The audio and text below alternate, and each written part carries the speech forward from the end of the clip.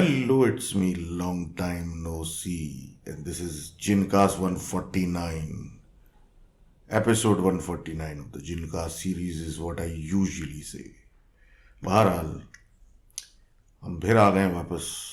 कुछ technical difficulties थी, वो आप रिजॉल्व हो चुकी हैं और उसके बाद हम वापस आ चुके हैं.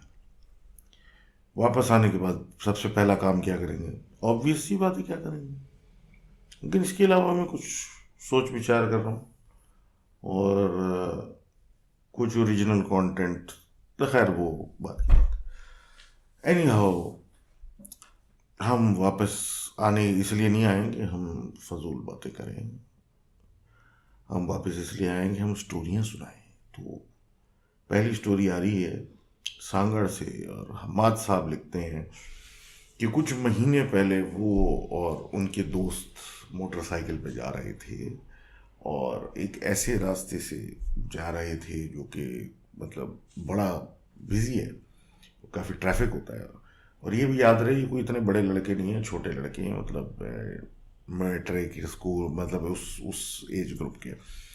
तो ये जा रहे थे. तो उस दिन इत्तेफाक है कि वो शाम थी या रात थी, वो तो उस सड़क पे सन्नाटा था, उस रास्ते पे सन्नाटा था, जो कि जनरली नहीं होता. अब ये कहते हैं कि हम जब जाने लगे तो एक ऐसा पैच आया जहाँ थोड़ा धुआं धुआं सा था और समझ भी नहीं आया कि ये धुआं कहाँ से हुआ. और उसी के अंदर ऐसा महसूस हुआ कि सामने से कोई चीज़ आ रही है स्पीड में, गालिबन कोई मोटरसाइकिल आ रही है या इस तरह की कोई चीज़ आ रही है. बहरहाल ये बिल्कुल उसके साथ टक्कर पे थे, तो इन्होंने साइड पे मतलब करके बड़ी मुश्किल से घुमा के ब्रेक वगैरह लगाई और रुके. जब रुक गए तो पलट के देखा तो ना धुआं था और ना कोई बाइक. बड़ी हैरत हुई कि ये क्या तमाशा हुआ है. और ऐसी भी कोई बात नहीं है कि भाई कुछ की मतलब कोई नशे वशे किए हमें. तो ये कहते हैं कि जहाँ फिर हम अपने रास्ते पे चल पड़े. तो उसी रास्ते पे थोड़े से फासले पे कब्रिस्तान के सामने से गुजरते हुए ये चले गए. बस एक अजीब सी बात महसूस हुई कि वहाँ से जब गुजर रहे थे तो अगरबत्ती जैसी खुशबू आ रही थी. ये बहरहाल अपने घर चले गए. घर पहुँचने के बाद ये मतलब घर में गए, अपने काम वाम किया, बहरहाल लेट गए. तो इन्होंने ख्वाब में देखा जैसे कोई इनके पीछे भागता हुआ आ रहा है इनको मारने के लिए. और इस सूरत हाल के अंदर मतलब वैसा कोई हौलनाक मंजर था कि ये चीख मारते हुए उठे. इनकी वालदा ने सुन लिया, इनको अपने पास बुला लिया. वो रात तो वैसे वैसे गुजर गई, लेकिन ये सुबह उठ के ये सोचा कि शायद ये एक ख्वाब था, क्योंकि जो इंसिडेंट हुआ जो समझ में नहीं आया, तो शायद इस वजह से कोई इतनी बड़ी बात नहीं. तो ये मतलब आई गई बात हो गई. रात को जब ये दोबारा सोए तो कहते हैं कि फिर वही ख्वाब, वही सब कुछ. तो काफ़ी खौफजदा हुए और फिर एक मौलवी के पास गए. उन्होंने इनको दम वगैरह किया और सब कुछ किया. तो उसके बाद ये सिलसिले इनके रुक गए. अब जो ये लिख रहे हैं ये कहते हैं कि मुझे फिर इस तरह के ख्वाब आ रहे हैं और कुछ बैड लक शुरू हो गई कि मतलब एक्सीडेंट भी हुआ और मेरी पढ़ाई वढ़ाई भी ख़राब हो गई है. मतलब उस चीज़ों से मैं हट गया हूँ. तो thank you very much for sharing that story. बहरहाल बैड लक वगैरह तो है, आप अपना ख्याल करें, इबादत करें घर में और इस तरह की चीज़ें साफ़ सुथरा करने की कोशिश करें. लेकिन बहरहाल स्टडीज़ से फोकस हटने का मतलब ये नहीं है कि आपके ऊपर कोई चीज़ हावी हुई हुई है या आपको पढ़ने नहीं दे रही. इसका मतलब ये आपका उस पर फोकस नहीं है. तो आप फोकस बिल्ड करें और उसको सीरियस लें. बहरहाल अगली कहानी मरियम साहिबा की है और मरियम साहिबा ये बताती हैं कि ये एक घर में जिसमें रहती हैं वो 2 मंजिला है. और ये इस तरह का सिलसिला है कि इनका जो घर है वो ऐसा मतलब दरवाजे जंगले वगैरह लगे हुए हैं, क्योंकि इनके पास एक बड़ी खूबसूरत सी सफ़ेद बिल्ली है जिसकी वजह से घर इस तरह बना हुआ है कि वो कहीं बाहर ना निकल जाए. तो बाहर का जानवर अंदर नहीं आ सकता और अंदर का जानवर बाहर नहीं जा सकता. अब ये कहती हैं ये नॉर्मल रूटीन है. ऊपर का जो पोर्शन है इनके घर का, उसमें 2 कमरे हैं, एक जगह है वॉशिंग मशीन रखने की. तो वहाँ मतलब ये जाती आती रहती हैं. ऊपर बच्चों के कमरे हैं और जब घर वाले सारे काम पे चले जाते हैं, स्कूल कॉलेज चले जाते हैं, तो ये वहाँ जाती हैं कपड़े धोने या वट। ये कहती हैं एक दिन ऐसा हुआ कि ये ऊपर गई थी और वहाँ जाके अपने मतलब वही काम कर रही थी, तो अपने बेटे के कमरे के पास से जब गुजरी तो उन्होंने नोटिस किया कि उसके बेड पे, उसके पलंग पे एक काली बिल्ली बैठी हुई है। अब ये तो देखती हुई गुजर गई, मतलब जिस तरह बंदा एक सीधा चलता हुआ चला जाता है। और फिर एहसास हुआ कि मैंने देखा क्या है। तो जल्दी से जब पलटी उसको भगाने के लिए, तो वहाँ कुछ भी नहीं था। इधर उधर तलाश किया, कुछ नज़र नहीं आया, वहम समझ के छोड़ दिया और अपने कामों में लग गई। और वही आई गई हो गई बात। शाम को सारे लोग लौटे और ये सब कुछ हुआ और ये सब बताना भूल गई। और बात ये भी थी कि ये इस तरह की मतलब सिलसिला था कि बता रही हैं कि कुछ सेहत ख़राब थी तो गोली खा रही थी, सो जाती थी तो सुबह ही उठती थी। तो ये सारी बात आई गई हो गई। अब उसी रात जिसकी दोपहर में या सुबह में ये मामला हुआ था, उसी रात 1:30 बजे इनकी बेटी जो थी वो एग्ज़ाम्स थे कोई, उसके लिए स्टडी कर रही थी। तो ये कहते हैं कि वो पढ़ रही है और वो बैठी हुई है, तो वो देखती है कि बाहर की तरफ से या आंगन की तरफ से उनके कमरे की तरफ कोई बिल्ली नज़र आ रही है। और ये कमरे में है और वो बाहर समझ ले जीने वाली साइड की बात हो रही है, जैसे ऊपर जाने का रास्ता है। वहाँ पे अंधेरे में उसको बिल्ली नज़र आती है। उसको लगता है कि वो अपनी वाली है और वो उसको बुलाती है, अपनी तरफ इशारा करती है इधर आने के लिए। अब वो इशारा तो करती हैं, लेकिन वो बिल्ली कुछ अजीब तरीके से, बगैर किसी मतलब हिलजुल के और एक कंसिस्टेंट मूवमेंट के साथ, यानी बिल्कुल एक ही सिमत में इनको घूरती हुई करीब आने लगती है। इनको अजीब सा लगता है। ये उसको अपनी तरफ बुलाती हैं और वो आने लगती है तो कुछ अजीब सी मतलब उसकी हरकतें लगती हैं। और उसको देखने के बाद एहसास होता है कि कुछ मामला अजीब है। वो घूरे जा रही है और बड़े स्लो स्लो तरीके से इनके पास आ रही है। तो ये उस जगह की लाइट ऑन करती हैं। जब लाइट ऑन करती हैं तो वो बिल्ली बिल्कुल काली होती है। इनकी बिल्ली जो है वो सफ़ेद है। अब ये मतलब अजीब इनको लगता है कि ये जो बिल्ली आ रही है वो बिल्कुल अलग है और अंदर कहाँ से आ गई। और ये तो उनका घर इस तरीके से कि वो निकालना पड़ेगा अगर, तभी जाके मामला इस तरह होगा। तो इन्होंने फिर मतलब उसको थोड़ा भगाने की कोशिश की है, कुछ इस तरह के इशारे किए, लेकिन बहरहाल वो जीने से ऊपर चली गई, ऊपर की मंजिल पे। अब ये कहते हैं जब वो ऊपर वाले पोर्शन में चला गया तो उसने भी मतलब आई कांटेक्ट करता वो ऊपर गया। ऊपर इनका अपना बिल्ला जो था मौजूद था और वो एकदम से इसके थोड़ा सा ही ऊपर जाने पे मतलब एक शोर शराबा शुरू हो गया और दोनों बिल्लियों में लड़ाई शुरू हो गई। और बड़ा भयानक बकौल इनकी लड़ाई शुरू हो गई। इनके जो शौहर थे फिर वो उठ गए, मतलब लिखने वाली की, और वो उठ के उन्होंने बिल्लियों को अलहदा किया, अपनी वाली को कमरे में बंद किया और उस वाली दूसरी बिल्ली को वो इशारतन अपने साथ मतलब करते करते किसी तरह से वो घर से बाहर निकाले। करते करते वो लेके गेट की तरफ चले। तो जब गेट खोलने लगे तो वो बिल्ली ही गायब हो गई। अब ये कहते हैं वो उस बिल्ली को ज़मीन निकल गई, या क्या कहावत होती है वो, आसमान खा गया या ज़मीन निकल गई, लेकिन उसके अलावा कोई निकलने का रास्ता नहीं था और वो जानवर इनके घर में नहीं था। अब ये जब सुबह ये सुनने को मिला तो इन्होंने अपनी वाली कहानी भी बताई। और उसके 2-3 दिन के बाद, 2-3 दिन तक इनके घर में भी कुछ नॉर्मल ही रहा, लेकिन इनके जो अपना जानवर था, जो बिल्ली थी, वो काफ़ी डरी रही और घबराती रही, जैसे कि कोई उसको घूर रहा है या कुछ मसला है। अब ये थी इनकी कहानी। ऑल्दो बड़ी सादी सी स्टोरी है, लेकिन अब ये भी एक पैरानॉर्मल इंसिडेंट हो सकता है जो कि बज़ाहिर लग रहा है।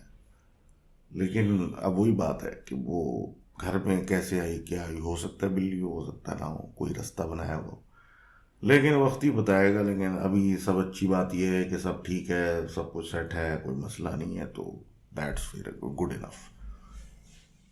कहानी नंबर 3 आ रही है सादत साहब की। सादत साहब कहते हैं कि वो जब 10 साल के थे तो वो अपनी फूफो को बहुत तंग करते थे। फूफो को ये कहते रहते थे कि आपके अंदर जो जीन है उसको बाहर निकालें, बात कराएं। वजह ये थी कि वो उनमें वाकई कुछ था प्रॉब्लम इस तरह का, लेकिन बहरहाल वो उनके पीछे लगे रहते थे। अब एक दिन ये कहते हैं कि इसी तरह शाम को वो बोलते रहते थे, वो उनको डांटती रहती थी और बाद में वो होगा, ये होगा, वो होगा करते रहते थे। कि एक दिन ये कहते हैं कि बैठे हुए थे, फुप्पो की बेटी भी थी, दूसरे नंबर वाली भी थी, दरमियानी वाली गले, और सब बैठी थी और ये एकदम से तंग करने लगे। तो उसने एकदम से फुप्पो ने इनको जवाब दिया एक अलग लहजे में, और ये ऐसा लहजा था कि ये तो उठ के भागने लगे कि भाई ये, और उनकी बेटी ने भी कहा कि भाग जाओ यहाँ से वरना ये मारेगा तुमको।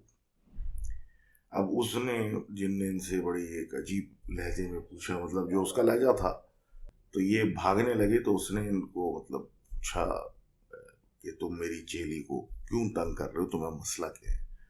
तो अब ये सब बात हुई तो ये कहते हैं कि मैंने हाथ जोड़ लिए उससे कि मुझे नहीं मानना। तो उसने फिर कहा चलो इधर आओ, कोई बात नहीं, और बकौल इनके कि उसने इनको गले से लगाया और बातचीत करके मामला हो गया ख़त्म। अब ये कहते हैं कि ये सिलसिला जब ख़त्म हुआ तो उसके बाद फिर ये माफ़ी मांग रहे थे और सब कुछ। तो फिर एकदम से इनकी पप्पो को होश आया और उन्होंने पूछा कि मुझे क्या हुआ था। तो एक बचपन की यह याद थी इनकी, तो ये बताना चाह रहे थे। तो शुक्रिया आपका ये बताने के लिए। और अब आगे बात करते हैं जनाब फरियाद साहब की। ये बात कर रहे हैं 2019 की, जब एक ये फैक्ट्री में काम करते थे फैसलाबाद में, और ये नाइट शिफ्ट के मुलाजिम थे। ये अक्सर मतलब इतना कोई मुश्किल इनका काम नहीं था, लेकिन रात की शिफ्ट थी और अक्सर रात में ही वापस आ जाते थे, दिन निकाले बगैर। लेकिन अब क्लर्क थे वहाँ, कुछ हाजिरियों का और इस तरह की चीज़ें देखना, लोग मौजूद हैं, और वो सब कुछ करने वाला काम था, रजिस्टर में लिखने वाला। तो ऐसा कोई इतना मुश्किल काम नहीं था, बहुत टाइम था। एक दिन ये बहुत थके हुए थे तो इनका दिल चाहा कि ये सो जाए, इनसे बैठा नहीं जा रहा था कुर्सी पे। तो एक जगह थी कोई ख़ास जहाँ पे किसी की नज़र नहीं पड़ेगी, और वो अलग ज़रा सन्नाटे वाली जगह थी। तो ये वहाँ चले गए और अपने असिस्टेंट या हेल्पर जो था इनके साथ, उसको बोल के कि मैं फला फला जगह जा रहा हूँ और अगर कोई मसला हो तो उठाना, वरना खैर है। अब ये कहते हैं कि उस जगह पे ये चले गए और वहाँ जाके लेटे, और वहाँ एक अजीब सुकून था, क्योंकि वैसे तो पूरी फैक्ट्री थी और पूरी फैक्ट्री में एक शोर था, लेकिन उस जगह पे खासकर एक बड़ा सुकून था, आप आराम से सो सकते हैं। अब जैसे ही ये लेटे, ये कहते हैं कि मैं लेटा तो वो लड़का एकदम से आ गया। अब गाय बाई शाय बात कर रहा था तो इनको थोड़ा गुस्सा है, नहीं उसको डांट के वापस भाड़ दिया। बहरहाल वो आई बाई शाय कोई बात कर रहा था तो उन्हीं ने उसको डांट के वापस भगा दिया, और फिर लेट गए और कह रहे ऐसी कोई नींद आई जैसे कि होश ही उड़ गए ना, बिल्कुल गहरी नींद। इस नींद के आलम में इनकी कोई टांग खींचने लगा, लेकिन इन्हें आंखें ही नहीं खोली और जहमत ही नहीं की कि क्या हो रहा है मेरे साथ। और इसी तरह दोबारा हुआ, लेकिन ये हिले नहीं, टस से मस नहीं हुआ। अब ये कहते हैं कि मैं समझा कि वही लड़का है और वो तंग कर रहा है, तो मैंने ज्यादा कुछ नहीं किया और बस सो गया, मतलब अंदर भी। अब ये कहते हैं हालत कुछ ऐसी हो गई कि हिला ही नहीं जा रहा, आंखें नहीं खुल रही, और वो जो लड़का था उसका सीना महसूस हो रहा है एक तरफ की, उस तरफ वो खड़ा हुआ है, लेकिन दूसरी तरफ अब ऐसा लग रहा है कि कोई पैर मतलब किसी के हैं, जो कोई खड़ा हुआ है वहां पे। और बाकायदा फील हो रहा है जैसे कि ऊपर से कोई सर लटका के नीचे इनको देख रहा है घूर घूर के, लेकिन ये उठ ही नहीं पा रहे हैं, आंखें नहीं खोल पा रहे। तो ये क्या कर सकते हैं। एक वजन इनके सीने पे फील होने लगा। इनने कलमा वगैरह पढ़ा, सब कुछ किया, लेकिन इनको डिफ़िकल्टी हो रही थी, सांस लेने में बहुत प्रॉब्लम हो रही थी। तो इन्होंने मतलब थोड़ा सा कुछ चीज़ों के बारे में सोचा और बड़े रिलैक्स हो गए, और थोड़ा रिलीफ इन्होंने फील किया। और जब इन्हें आंखें मतलब फिर ये आंखें जब इन्होंने अपनी खोली तो देखा कि 6:30 हो रहे थे। 7 बजे इनकी शिफ्ट खत्म होती है। ये अपनी सीट पे गए और अपना रजिस्टर पूरा किया और उसके बाद घर की तरफ रवाना हो गए। ऐसा कोई उनकी मतलब कोई ऐसी चीज भी नहीं थी याद रखने वाली, लेकिन ये कहते हैं कि ऐसा महसूस हुआ जैसे मैं बड़ा फ्रेश और मतलब ताकत आ गई मेरे में, और मैं बिल्कुल जबरदस्त ऐसा हाल हो गया, मेरा दिल चाहता मैं फैक्ट्री वापस चले जाऊं। पूरा दिन ना इनको थकावट फील हुई और ना ये सोए, ना नींद आई, जरा बराबर नींद नहीं है। और ये रात को फायर फैक्ट्री वापस चले गए। फिर वो युवा आगे पीछे तो अपने काम करने के बाद ये वहीं उस जगह पे चले गए सोने के लिए, काम अपना वाइंड अप करने के बाद। अब कहते मुझे समझ में नहीं आया, लेकिन बहरहाल मैं जब उठने लगा तो मेरी जेब में कोई चीज़ थी जो नहीं मिल रही थी, और फिर मुझे जब एहसास हुआ तो मेरा फ़ोन था। अब इसी तरह फ़ोन जब गायब था तो फ़ोन की तलाश में इन्हें रात निकाल दी, और सुबह चेक करते रहे कहीं मिला नहीं, तो आखिरकार सुबह रजिस्टर पे अपने बैठे जब एंट्री करने तो वो वहाँ से मिल गया इनको। अब लोगों से इन्होंने बात की और उन लोगों ने इनको कहा कि तुम्हारा वहम है, क्योंकि यहाँ पे मतलब हमने तो तुम्हें रखते भी नहीं देखा, मतलब हमने तो किसी को आते जाते नहीं देखा, तो तुम ही कभी रख के गए होगे। अब ये कहते हैं जब ये घर गए तो फिर वही हाल था कि नींद बिल्कुल नहीं आ रही थी और बिल्कुल थकन महसूस नहीं हो रही थी। अब एक अजीब जो है ना बेचैनी सी इनको महसूस होना शुरू हुई जब भी ये फैक्ट्री गए। इनका दिल चाहता था कि फैक्ट्री से निकलो ही नहीं और वहीं रहो, जबकि बड़ा अजीब सी बात है। और उसी दिन रात को जब ये घूम रहे थे तो इन्हें देखा फैक्ट्री में एक आदमी खड़ा हुआ था, और उस आदमी के पीछे एक औरत भी खड़ी हुई थी। अब ये कहते हैं उस आदमी को तो इन्होंने इग्नोर कर दिया, काले कपड़ों में था, लेकिन वो औरत को ये देख रहे थे, और फिर वो एकदम से वहां से गायब भी हो गई। लेकिन एक ऐसी मतलब हालत हो गई कि ये दिल चाह रहा था कि बार बार उस औरत को देखूं, मतलब नजर उस पर मैं डालता ही रहूं। अब इसको जो भी समझे आपकी क्या था, लेकिन अब ये कह रहे हैं कि मेरा बिल्कुल अब घर जाने को दिल नहीं चाहता था। नींद मुझे घर जाके आती नहीं थी, घर वाले परेशान कि भाई ये घर आके घर के भी काम कर रहे हैं साहब, भाई साहब, लेकिन थकन नहीं हो रही, मतलब क्या हो गया। और ये सारा सिलसिला इनका चलता रहता था, और day in and day out इसी तरह ये शिफ्ट करते थे, आते थे, और करते थे, आते थे। अब ये कहते हैं पूरा हफ्ता हो गया और अब ये रात को उधर नींद सोए भी नहीं, और थोड़ा बहुत बैठ रख लेटने मतलब जो भी करने से इनका गुजारा हो रहा था। सो ये रहे नहीं थे, और आंखें के इर्द गिर्द इनके बिल्कुल डार्क सर्कल, जिस तरह ये कह रहे हैं कि बिल्कुल काली हो गई थी इनकी आंखें। और हालात ये हो गए थे घर जाने का दिल नहीं चाह रहा था, और डबल शिफ्टें इन्हें करना शुरू कर दी थी, यानी ये रात को भी होते थे और बजाय घर जाने के सुबह भी मतलब फिर कंटिन्यू कर लेते थे। एक हफ्ता इनका इस तरह गुजर गया जिसमें इनकी नींद भी नहीं कोई पूरी हो रही, ना ये सो रहे, और बगैर सोए और इस तरह का मामला चल रहा है। कि फिर क्या हुआ कि ये कहते हैं कि वैसे तो इनका घर जाने को दिल नहीं था, लेकिन एक फेस्टिवल यानी एक ईद की छुट्टी या इस तरह की छुट्टी आ गई, और इनको घर भेज दिया गया। फैक्ट्री हो गई बंद कुछ दिनों के लिए, मतलब छुट्टियों पे चली गई। अब ये कहते हैं मैं अपने घर गया, घर जाने के दिल नहीं था, लेकिन भारत घर चला गया। घर चला गया और घर जाके मतलब वही सब तैयारियों में लग गए उस त्यौहार के। अब एक सूफी किस्म के एक बड़े मियाँ रहते थे इनके इलाके में, और वो इस तरह के थे कि वो थे अकेले, और कभी किसी के घर जाके खाना खा लेते थे, कभी किसी के घर चले आते थे, मतलब इस तरह का उनका सेटअप था। तो इस त्यौहार के दिन ये बंदा इनके घर पहुंच गया। ये उस वक्त अपने दादा के पैर दबा रहे थे, और वो जब घर में एंटर हुआ इनको देखते ही वो वापस पलट गया और वो चला गया जल्दी से। इनके दादा उनको आवाज देते रह गए, लेकिन बहरहाल वो वापस नहीं आए।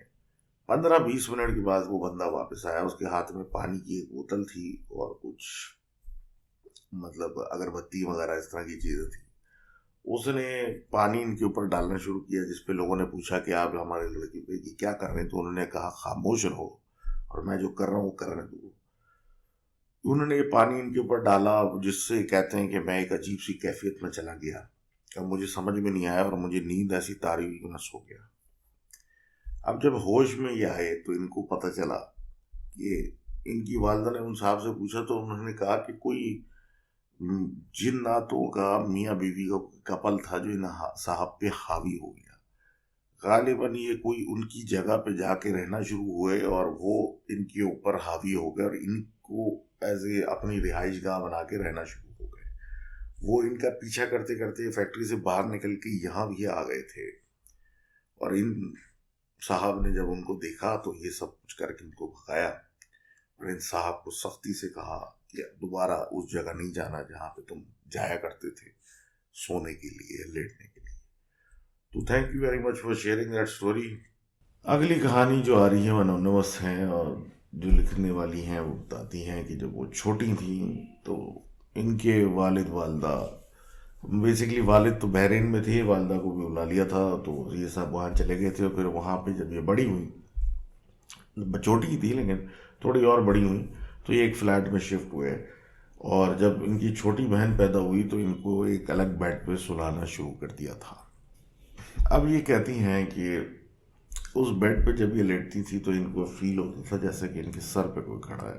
अब ये ज़्यादा बड़ी नहीं थी लेकिन फील होता था कि कोई है और कभी उसको देखती थी तो एक कोई ऐसा था जिसका चेहरा काला था, वो कोई पिंजरे जैसी चीज़ इनके ऊपर डाल रहा होता था। अब वो आंखें बंद कर लेती थी, रोती थी, चीखती थी, सोने की कोशिश करती थी, पर बहरहाल ऐसे तैसे करके गुजारा हो जाता था। ये अपनी वालदा के पास जाती थी, वो इनको डांट देती थी कि भाई ये मतलब कुछ नहीं हो रहा, तुम्हारा सब ये दिमाग में है, वहम है, ख्वाब है, ये है वो है, और इसी तरीके से सिलसिला चलता रहता था। अब ये कहती हैं कि इसी तरह ये सो रही थी तो इनके वालिद ने, ये सो चुकी थी, इनके वालिद ने इनको सोते में से उठाया और इनको लगा कि कुछ वो डांटेंगे, कुछ बोलेंगे, लेकिन उन्होंने बोला कि चलो और हम ज़रा एक जगह जा रहे हैं और इन तुम्हारी मम्मी सो रही हैं, और इस तरह करके इनको गाड़ी में बिठाया, कुछ किया और घर से लेके चले गए और ये कहीं किसी जगह पहुंची। ये घर था जो कि एक कमरे का ऐसा जैसा लग रहा था। उधर इनके कोई दोस्त थे और उनकी एक बेटी थी जो उम्र में काफ़ी बड़ी थी, वो इनको देख के बहुत खुश हो रही थी। और अजीब सी बात ये थी कि उस घर में रोशनी बहुत कम थी। इनको अपने वालिद जैसा शेप वगैरह महसूस हो रहा था कि मेरा बाप खड़ा है या बैठा हुआ है, अपने किसी बंदे से, दोस्त से बात कर रहा है, लेकिन जो बैठा हुआ था जिससे वो बात कर रहे थे वो बिल्कुल नज़र नहीं आ रहे थे। अंधेरा था इतना, मतलब एक थोड़ी सी रोशनी में ये थी, बाकी हर तरफ अंधेरा था। और वो जो लड़की थी जो इनके साथ खेल रही थी, बहुत इनसे खुश हो रही थी, अटैच हो रही थी, वो इनको ला ला के पेंसिलें और पता नहीं क्या क्या ला ला के दे रही थी कि ये उस पर कलर करें या जो भी करें, और बस वो आई जा रही थी, चीज़ें लाई जा रही थी और ये वहाँ थी। कुछ देर के बाद इनके वालिद कब उठे, इनको लेके घर चले गए, इनको याद भी नहीं। सुबह जब ये उठी तो इनको ऐसा लगा कि शायद गाड़ी में या घर में सो गई होंगी, और ये उनके वालिद वापस ले आए। इन्होंने पेंसिलें वगैरह जो उनकी थी, जो वहाँ पे इनको मिली थी, उनके बारे में वालिदा से पूछा, जिस पे उनकी वालिदा ने मना कर दिया। और फिर जब वालिद से पूछा गया तो उन्होंने बोला वो तो रात में कहीं गए ही नहीं थे। तो ये सारी बात रफा दफा हो गई, और वैसे भी इस तरह की कोई ज़्यादा बात इनको इनकी वालिदा करने भी नहीं देती थी। अब ये कहती हैं कि इसी तरीके से घर में इनको अकेला छोड़ के शॉपिंग करने किसी के साथ वो गई थी वालदा इनकी। तो ये जो इनका बेड है, जहाँ पे मतलब इनकी वालदा का बेड है, वो दबने ऐसे लगा जैसे उस पर कोई बैठा है, और ये डर के मारे वो बाथरूम में जाके छुप गई। और इस तरह के कुछ सिलसिले होते थे। अब जब ये 10 साल की हो गई तो उस वक्त ये पाकिस्तान आ गए और लोग और सब कुछ। तो वहाँ जाके उन्होंने फिर अपने वालिद से एक दफ़ा फिर पूछा कि वो अंकल कौन थे जिनके घर में अंधेरा था और सब कुछ था। तो वो हैरान होके बोले कि ये तो कभी ऐसा कोई सिलसिला हुआ ही नहीं था, हम तो कभी गए ही नहीं, और मैं रात में तो मैं लेके कभी गया निकला भी नहीं। ये सब बात होने लगी तो उसके बाद पता चला कि ये स्लीप वॉकिंग भी करती हैं और अक्सर खिड़कियों की तरफ चल पड़ती हैं और खिड़कियों से इशारे कर रही होती हैं जैसे किसी से बात कर रहे हैं। अब ये जब पाकिस्तान के अंदर ये बातें खुली कि ये हो रहा है, ये हो रहा है, तो इनकी दादी इनको किसी के पास ले गई जिन्होंने इनके ऊपर मतलब ये सब दुआएं वगैरह जैसे दम वगैरह करना शुरू किया, क्योंकि ये देख लिया गया था कि ये स्लीप वॉकिंग करती थी और ये हरकत तकरीबन रोज़ाना की थी। अब इस घर में कुछ हालात बेहतर हुए, अभी तो पाकिस्तान वैसे ही शिफ्ट कर गए थे कि इसी तरह इनने देखा, तभी सो रही थी और इनको एकदम से इनके ताया आए, इनको लेके ट्रेन स्टेशन चले गए। वहाँ पे और भी इनके कज़न्स वगैरह साथ थे और ये वो ट्रेन स्टेशन घुमाया। अब ये सब देख रही थी, सब कुछ हो रहा था, लेकिन इन्हें नोटिस किया कि कुछ लोग ऐसे थे जैसे कि ज़ोंबी होता है ना, मुर्दा आदमी, जिस तरह फिल्मों में दिखाते हैं कि अजीब रंग उसका उड़ा हुआ होता है या कहीं से खून बह रहा है, इस तरह की हालत में कुछ लोग दूर दूर बैठे हुए खड़े हुए नजर आए, जो कि अजीब से लगे, सिर्फ घूर रहे थे, कुछ नहीं कर रहे थे, और ये सब कुछ हो रहा था। अब ये कहते हैं कि भाई फिर वही हुआ कि उठी सुबह, किसी टाइम पे उठी तो एहसास हुआ, अब समझ में नहीं आया कि हुआ था नहीं हुआ था, लेकिन बहुत रियल था। इन्होंने जाके अपने कज़न को बताया जो कि ख्वाब उस ट्रिप में इनके साथ था, तो उसने तो यही कहा कि भाई ऐसा तो कुछ भी नहीं था ना, हम कभी गए हैं वहाँ, तो ये क्या है पता नहीं। बहरहाल ये इस बारे में डिस्कस करती थी, इनकी वालदा इनको इस बारे में बात नहीं करने देती थी। अभी कहती हैं कि आज ये माशाल्लाह 40 बरस की हो गई, इनकी बेटी 15 बरस की हो चुकी है माशाल्लाह। इनको अभी भी चीज़ें नज़र आती हैं, इसी तरीके की जगहों पे चली जाती हैं ख्वाबों में, और अजीब लोग सोते हुए, और ये सब होता है, लेकिन अब आदत हो चुकी है, और जब इतना अरसा गुजर गया तो और भी सही। तो thank you very much for sharing that story. And मैं इस पे क्या कहूँ, मुझे तो समझ से ही बाहर है, लेकिन बहरहाल तो आपको ये विजन्स आ रहे हैं, आपको कोई लेके जा रहा है, दिखा रहा है, तो उसका क्या पर्पज़ है ये तो मैं नहीं समझ सकता, मैं बता सकता हूँ कि आखिर वो इतनी मेहरबानी आप पे क्यों कर रहा है। बहरहाल आगे हमारे उमर साहब जो हैं वो एक स्टोरी सुना रहे हैं, और ये एक लड़की की स्टोरी बताते हैं, जोया की, जो कि उनके दो भाई भी हैं। वो अपने खाला के घर पहली दफ़ा सिंध में एंड जा रही थी, विलेज मतलब विलेज एरियाज में। तो अब ये कहते हैं कि वैसे तो इनके घर वाले इनको कभी लेके नहीं गए, लेकिन ये इत्तेफाक है कि पहली दफ़ा ऐसा हो रहा था कि उनको लेके जाया जा रहा था, पूरी फैमिली को खाला से मिलाने खासकर। अब सिलसिला ये था कि ये लोग मानसून सीजन में निकले, क्लाउडी वेदर था, कुछ पहले डार्क डार्क सा, ये लोग जा रहे थे गांव के अंदर। तो ये एक जगह पहुंचे जहाँ एक बड़ा पुराना सा घर था, दिख ही रहा था कि बहुत पुराना था, कम से कम 2-4 हज़ार गज पे बना हुआ था, यानी बड़ा था। इनके जो खाला और खालू थे, इन्होंने बड़ा वार्म वेलकम दिया, सब लोगों को मीट किया कि पहली दफ़ा आप लोग हमारे घर आ रहे हैं वगैरह वगैरह, और ये सब सिलसिला चल रहा था। तो खालू ने इनके वालदैन को बोला कि बस आप एक चीज़ का ख्याल रखिएगा कि कोई अजीब सी चीज़ सुनाई दे या कोई इस तरह का तंग करने की कोशिश करे तो आपने बिल्कुल ध्यान नहीं देना, आम सी बात है, कोई बात नहीं। अब ये लोग समझे कि वो डरा रहे हैं, पहली दफ़ा आए हैं, बड़ा पुराना सा घर है, हवेली नुमा और इस तरह का, तो ऐसा कुछ होगा। बहरहाल ये इन्होंने, जोया साहिबा ने जिनकी कहानी, उन्होंने अपने वालदैन से पूछा ये क्या बात कर रहे हैं, तो उन्होंने बोला ऐसे ही मजाक कर रहे हैं, डरा रहे हैं, कुछ भी नहीं है। अब बहरहाल ये शाम हुई और खाने पे बैठ गए सब लोग, हाथ मुंह धो के और सब कुछ कर रहे थे। तो ये कहते हैं कि भाई डिनर पे बैठे तो ये नोटिस किया जोया साहिबा ने कि जो फ्रेम्स लगे हुए हैं कमरे में, मतलब दीवारों पे, वो कुछ हिलना शुरू हुए, और उसके बाद हिलना शुरू, मतलब बाकायदा हिलना शुरू हो गए, जैसे कि पीछे उन दीवारों के पीछे कोई उनको मार रहा है या हिला रहा है। अब इस तरह का मोशन शुरू हुआ, जैसे जलजला आ रहा है, और फोटोज जितनी फ्रेम्स में लगी हुई थी उस कमरे में वो हिलना शुरू हुई, तो अब थोड़ा सा जाहिर सी बात है, थोड़ा सा लोग डरना शुरू हुए। अब इनके जो भाई थे तो वो 10 और 13 साल के थे, तो वो जाहिर सी बात है वो थोड़ा और डरने लगे।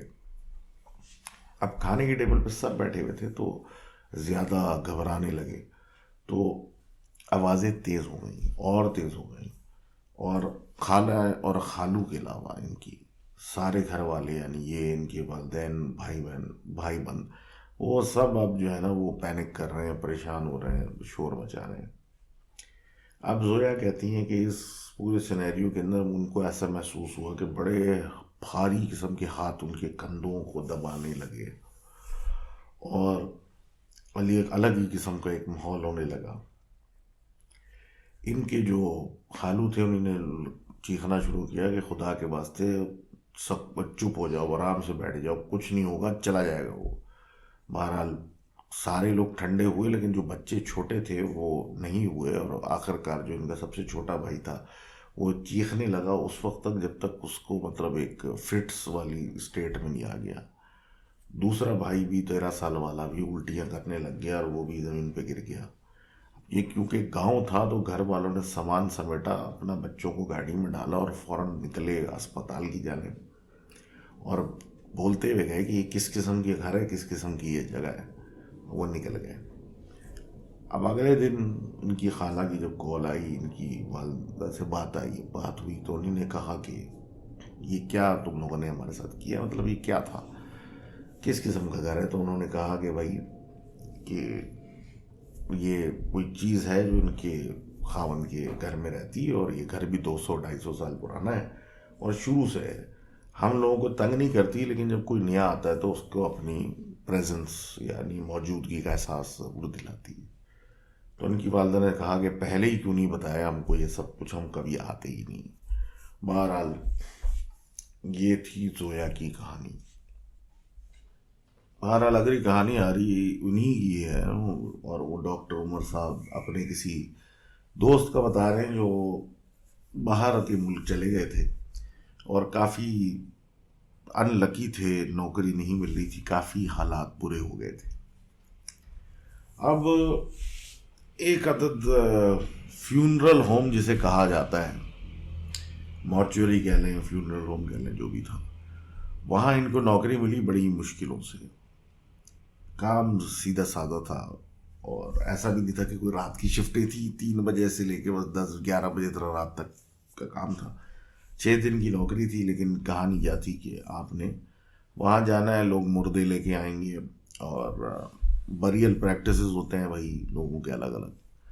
तो यहाँ पे ये था कि आप मुर्दे को ड्रेस करते हैं इन अ सर्टन वे, और कॉफिन वगैरह में डाला जाता है और सब कुछ किया जाता है, लेकिन इससे पहले जो मेन काम होता है वो बॉडी की एम्बार्मिंग होती है, यानी उसके अंदर से खून निकाल लिया जाता है, और उसकी जगह एक फ्लूइड भी डलता है, एम्बार्मिंग फ्लूइड, जिससे वो बॉडी प्रेजेंटेबल रहती है और सड़न उस पर नहीं आती। तो इस तरह की प्रैक्टिसेस अब इतने पता नहीं होते नहीं होते, लेकिन अभी भी काफ़ी हद तक वेस्टर्न उस सिविलाइजेशन में होते हैं। एनी तो इसी तरह का इनका काम था, और ये काम कर रहे थे, और पैसे सही मिल रहे थे, लेकिन काम था डेड बॉडीज के साथ डीलिंग का, और यही सारा चीज़ें। अब बहरहाल एक इनको असिस्ट करते थे वहाँ जो ओनर थे मॉर्चुअरी के, या जो भी साहब थे। तो अब ये कहते हैं कि एक दिन ऐसा हुआ कि वो 2 लाशें इनके पास साथ साथ आई, जिनको इसी तरह से एम्बाम करके सिर्फ स्टोरेज में रखना था, कुछ फ़िलहाल करना नहीं था। और माँ बेटी थी वो, 45 से 50 साल की औरत थी और कोई 19-20 साल की लड़की थी। दोनों की लाशें आई हुई थी, और जो मेन आदमी थे उन्होंने इनको कहा कि वो किसी सीरियस काम से निकल रहे हैं और ये उनको करके रखना पड़ेगा, और अगर ज़्यादा कोई परेशानी है तो रिसेप्शनिस्ट ये बैठाया हुआ है या बैठी हुई है, वो इनको हेल्प कर सकती है। अब ये कहते हैं कि वो दोनों जो उनकी फाइल्स थी वो मतलब ऑलमोस्ट जवान औरत तो कह सकते हैं, not old yet, very old, और उसकी जवान बेटी, मतलब एक अजीब सी बात है। तो उनकी फाइल निकाली गई कि वाकई इनके साथ क्या माजरा पेश आया था। तो दोनों स्टैबिंग, यानी कि किसी ने उनको छुरे से मारा था, और कोई गैंग या कोई इस तरह की चीज़ का सिलसिला था। अब इनको पहले तो उसमें डाला गया रेफ्रिजरेशन में, यानी जो इनका स्टोरेज एरिया है जहाँ पे डाला जाता है मुर्दों को सर्द खाने के लिए। अब ये थोड़ा बहुत इस तरह अपना देख रहे थे, कर रहे थे। बहरहाल इन्होंने फैसला किया कि भाई खातून का निकालो और हिम्मत करो और ब्लड ब्लड निकाल के उनमें फ्लूइड डाल के वापस रख दिया जाए। अब ये वो कर रहे थे और उन्हीं ने जो बेटी की जो माँ थी उसकी लाश निकाली और उसके ऊपर एक प्रोसेस किया। और ये सारा काम करने के बाद वापस जब रखने गए तो बेसिकली वो एक हॉल है, एक हॉल क्या कमरा कह लें, बस उसका दरवाज़ा खोल के स्ट्रेचर अंदर पुश किया तो ये देखते हैं कि जो बेटी है, यानी जो लड़की उसके साथ उसकी थी, कोने में खड़ी हुई है और इनको देख रही है। अब ये एकदम से हक्का बक्का रह गया और उसने उल्टी कर दी। अब जब उसने ये देखा और एक नीली हुई हुई औरत कोने में खड़ी हुई और उल्टी कर रही है, तो जाहिर सी बात है आप क्या करेंगे, आप चिल्लाना शुरू हो गए। ये चिल्ला के बाहर निकले तो पीछे से रिसेप्शनिस्ट एंटर हुआ और उसने इनको ठंडा किया और पूछा क्या हुआ। इन्होंने ये सारी स्टोरी बताई। वो दोनों वापस अंदर एंटर हुए तो देखा वो अपने स्ट्रेचर पे थी और एज सच कुछ भी नहीं था।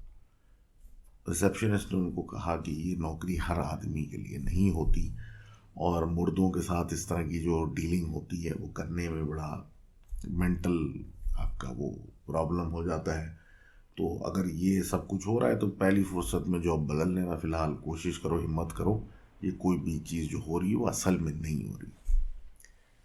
अब ये कहते हैं कि जनाब ये सब कुछ हो गया, ब्रेक ले लिया गया, सब कुछ ले लिया गया, तो इन्होंने फैसला किया कि बस अब लड़की जो है उसको भी करके ब्लड ड्रेन करूँगा, सब कुछ ये कर करा के वापस रखूँ और मैं निकलूँ यहाँ से।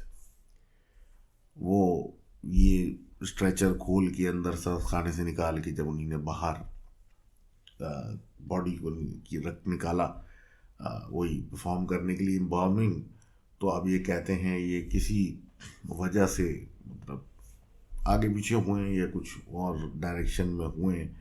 और थोड़ी देर के बाद इन्होंने आके देखा तो वो लड़की लेटी हुई जो थी उस स्ट्रेचर पे या उस पे टेबल पे वो अब नहीं है। अब ये बिल्कुल हैरान हो गए और इन्होंने पता नहीं क्यों कोई फीलिंग आई जिसकी वजह से ऊपर छत की तरफ देखा तो वो बिल्कुल छत से चिपकी हुई थी और इनको देख रही थी और वो इन पे गिरी और ये ज़मीन पे गिरे। और अब ये कहते हैं उनको होश नहीं। इनको रिसेप्शनिस्ट ने उठाया तो ये ज़मीन पे पड़े हुए थे और टेबल पे एज इट इज़ वो लड़की पड़ी हुई थी।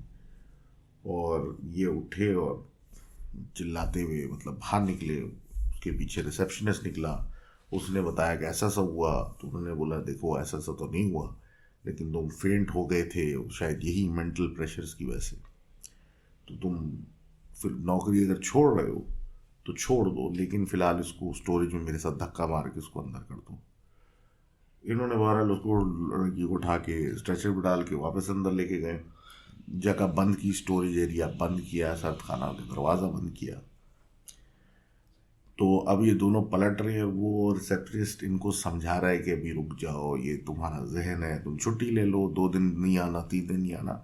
या उतनी देर में स्टोरेज का दरवाज़ा अंदर से पीटा किसी ने, और वो भी एक नहीं कई मतलब दफ़ा पीटा, ऐसा लग रहा था 2 लोग पीट रहे हैं। तो ये कहते हैं कि हम दोनों उस जगह से भाग के बाहर निकल आए।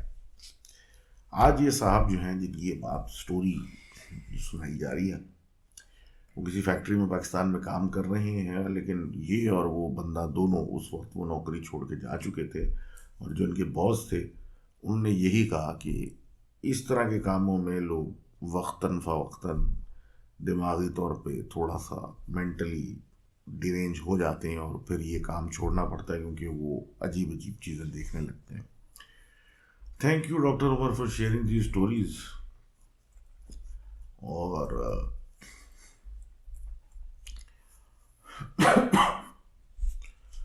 आई वंडर कि क्या सूरत हाल है ये, मतलब मॉर्चुअरी में काम कैसे होता है, क्या होता है। बहरहाल इतना मेरा एक्सपीरियंस नहीं है, लेकिन बहरहाल इस पर हम बाद में बात करेंगे। Any how, story number 8 is from D. D साहब बताते हैं कि 2016 में इनके फादर को कैंसर डायग्नोज हो गया था। I am very sorry for you. And बहरहाल वो जिस वजह से हुआ था, जो भी हुआ था, वो आउट ऑफ द ब्लू हुआ, जो भी हुआ वो सब अपनी जगह है। बात हो रही है इनके घर की, जो कि इनका पुराना घर था, जो 25-30 साल से मतलब यहाँ पे ये रहते थे। और उसी घर में वो बीमार पड़े और सब पड़े, लेकिन उस घर में कभी से जब से इन्होंने आँख खोली थी और देखा, कभी भी अच्छी फीलिंग नहीं थी। हमेशा एक अजीब सा माहौल था, अजीब किस्म का सिलसिला था। अब ये कहते हैं कि पूरी फैमिली इनकी इस तरह की नहीं है जो इस तरह की चीज़ें बिलीव करती है, लेकिन उस घर में कुछ मसला था। इनके घर में मतलब काफ़ी रिलीजियस माहौल था, तो काफ़ी कैलीग्राफी, इस्लामिक कैलीग्राफी हुई हुई थी और हर जगह ये फ्रेम्स लटके हुए थे। ये जिस कमरे में रेस्ट कर रहे थे और हॉस्पिटल के चक्कर लगा के आए थे और सब कुछ करके आए थे, तो काफ़ी थके हुए थे। एक बेड पे लेटे हुए थे और इनके बिल्कुल ऊपर दीवार जो लगी हुई थी उस पे ये एक इस तरह की पेंटिंग लगी हुई थी। अब ये कहते हैं कि मैं लेटा हुआ था और बस किसी वजह से मैं ऐसा महसूस किया कि मुझे मुंह उठा के ऊपर उस तरफ देखना चाहिए। जैसे ही मैंने उस फ्रेम की तरफ देखा और आग लगते ही वो फ्रेम नीचे गिरा। जिस डोरी से वो लगा हुआ था वो बिल्कुल सेंटर में से टूट गई और वो फ्रेम ऐसे गिरा कि ये बच गए। इनको मतलब कुछ हुआ नहीं, और लेकिन वो गिरा और जो शीशा उसका नीचे गिरा उस टूटने से लोग आए, शोर मचा तो आए। बहरहाल नॉइज़ बहुत हुई, हुआ कुछ भी नहीं। अब ये कहते हैं कि इसी दौरानिए में आगे पीछे एक बिल्ली इनकी बड़ी चहीती थी, उसने बच्चे दे दिए थे। 5 छोटे मतलब किटन्स थी और वो बिल्ली, छोटी बिल्ली के बच्चे थे और वो घर में थे। अब सब बड़े खुश होते थे उनसे, सब कुछ था। बहुत छोटा मतलब हम ये लोग बहुत केयर करते थे उसकी। अब रात का 9 बज रहा था और इसी तरीके से ये इनकी जो वालदा हैं वो ऊपर गई थी किसी काम से। तो जिस जगह की ये बात कर रहे हैं उसी जगह एकदम से भयानक तरीके से उन्होंने चिल्लाना शुरू कर दिया। अब जब ये लोग ऊपर भाग के गए और वो जगह पे पहुंचे जहां वो शीशे का फ्रेम गिरा था, वहां पे उस बिल्ली ने अपने 5 बच्चों को मतलब उसके कटे हुए सर उसके मुंह में थे और वो वहां थी और वो उनको चबाने की कोशिश कर रही थी और वो ऊपर से नीचे तक खून में लिपटी हुई थी और अजीब हालत थी उसकी। मतलब उस बिल्ली ने अपने ही बच्चों को मार दिया था और उनके सर अलहदा करके उस कमरे में वहां पे लेके आई हुई थी। पूरा खूनम खून हुआ होता और एक रास्ता बना हुआ था कि वो खून कहाँ से आ रहा था उस कमरे तक।